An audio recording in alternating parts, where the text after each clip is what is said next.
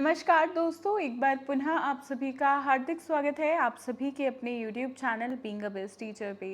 दोस्तों, NIOS DLED का जो मामला है सुप्रीम कोर्ट में ऑनगोइंग है, जिसकी आज सुनवाई हुई थी, उसी में एक नया अपडेट जो है हमें देखने को मिला है कि पहले तो मामला क्या है वो समझ लेते हैं, उसके बाद ये नया अपडेट क्या आया है वो हम डिस्कस करेंगे।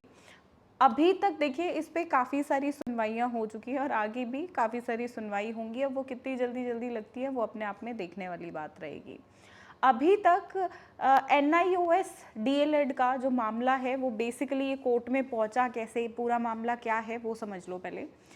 ये कोर्स होता है 18 महीने का, ठीक है, और ये डायरेक्टली इसको प्रॉपर मान्यता प्राप्त थी। NIOS इसको करा रहा था, खुद एजुकेशनल मिनिस्ट्री ने प्रमोट किया था इस कोर्स को। तो इस कोर्स को अब स्टूडेंट्स ने किया, ऐसे काफ़ी सारे स्टूडेंट्स जो ऑलरेडी अपने टीचिंग को मतलब टीचर्स हैं कहीं ना कहीं, और फिर उन्होंने इस कोर्स को किया, या कुछ टीचर्स या कुछ स्टूडेंट्स जो टीचर बनना चाहते थे उन्होंने इस कोर्स को किया, ठीक है। अब इस कोर्स को कर तो लिया, फिर यहाँ पे बाद में क्वेश्चन उठा जब अलग अलग वैकेंसीज आई कि हम ये जो NIOS से DLED जिन स्टूडेंट्स ने किया है 18 महीने का, हम उनको मान्यता नहीं देते हैं, हम उनको अपनी वैकेंसीज में जगह नहीं देंगे। तो क्वेश्चन मार्क उठा कि भाई अगर 18 महीने की DLED को आप जगह नहीं दे रहे हो तो ऐसा कोर्स गवर्नमेंट ने प्रमोट ही क्यों किया, ऐसा कोर्स करवाया ही क्यों गया। ये तो सरासर स्टूडेंट्स के भविष्य के साथ आप खेल रहे हो। उन्होंने अपना पैसा टाइम सब लगाया है, तो अब उनके फ्यूचर का क्या होगा। क्योंकि DLED अगर आप किसी भी राज्य से देखते हो तो 2 साल का डिप्लोमा कोर्स होता है, लेकिन NIOS के अंदर ही ये 18 महीने का कोर्स आपका रहा। तो ये अपने आप में क्वेश्चन मार्क उठ गया।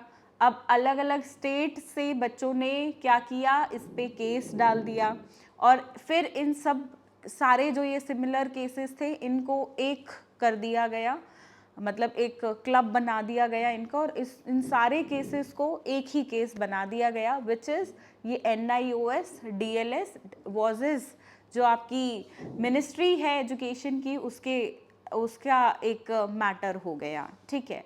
कि है तो ऐसा NIOS का अगर DLED वैलिड नहीं था तो क्यों इस कोर्स को लेकर आया गया, तब क्या जो लोग हैं जिन्होंने इस कोर्स को अप्रूवल दिया, हरी झंडी दी, तब वो लोग कहाँ थे, वो क्या कर रहे थे। तो ये अपने आप में मुद्दा उठा। तो अब जो है इसको जितने भी ये छोटे छोटे केसेस थे अलग अलग स्टेट से आए, तो उनको क्लब करके अब एक ये बड़ा केस बन गया अपने आप में, ठीक है। अब इसकी काफ़ी सारी सुनवाइयाँ भी हो चुकी हैं। आज की जो सुनवाई थी उसमें अब एजुकेशन मिनिस्ट्री को बोला गया है कि एजुकेशन मिनिस्ट्री अपना वकालतनामा सबमिट करे। अभी तक एजुकेशन मिनिस्ट्री की तरफ से कोई भी वकालतनामा नहीं दिया गया था, प्लस बहुत सारे क्वेश्चंस तो थे लेकिन कोई प्रेजेंट नहीं था उनकी साइड से कि जो उनके जो बच्चों के सवाल हैं, जो क्वेश्चन मार्क्स उठ रहे हैं, उनके जवाब दे दे। तो अब ये मैटर जो है वकालतनामे तक पहुंच चुका है। अब एजुकेशन मिनिस्ट्री अपना वकालतनामा सबमिट करेगी और फिर इस डेट जो अगली डेट होगी उस पर अपने आप में देखना रहेगा आगे क्या होता है। देखिए, पर्सनली मुझे जो लगता है इस मैटर पे कि जो यहाँ पे 18 महीने का कोर्स करके आए हैं स्टूडेंट्स, ठीक है, उनको बिल्कुल बेनिफिट मिलना चाहिए। आगे इस कोर्स को अब डिसकंटिन्यू तो डेफिनेटली है ये, तो अब आगे क्या हो क्या नहीं, अब जिन स्टूडेंट्स ने ये कोर्स कर लिया है उनको बेनिफिट मिलना चाहिए और उनको वैकेंसीज के अंदर शामिल करना चाहिए, क्योंकि ये मिनिस्ट्री की तरफ से, हमारे एजुकेशन सिस्टम की तरफ से एक गलती है, ना कि उन स्टूडेंट्स की। उन स्टूडेंट्स ने अपना टाइम पैसा दोनों दिया है, तो उनका नुकसान नहीं होना चाहिए। जो ऑलरेडी कहीं पे वर्किंग है स्टूडेंट्स, उनको भी फ़ायदा हो, जो भी उनका मोटिव रहा है इस कोर्स को करने का, या जो स्टूडेंट्स कि भाई कल को हम टीचर बन जाएंगे, जल्दी बन जाएंगे, तो उन्होंने ये 18 महीने का कोर्स किया है, तो उन स्टूडेंट्स को भी बेनिफिट बिल्कुल मिलना चाहिए। आगे अब इस केस की जो तारीखें लगेंगी, उन पे क्या क्या अपडेट आएगा, वो चैनल के माध्यम से, वीडियो के माध्यम से मैं आप सभी को डिटेल में ज़रूर बताऊंगी।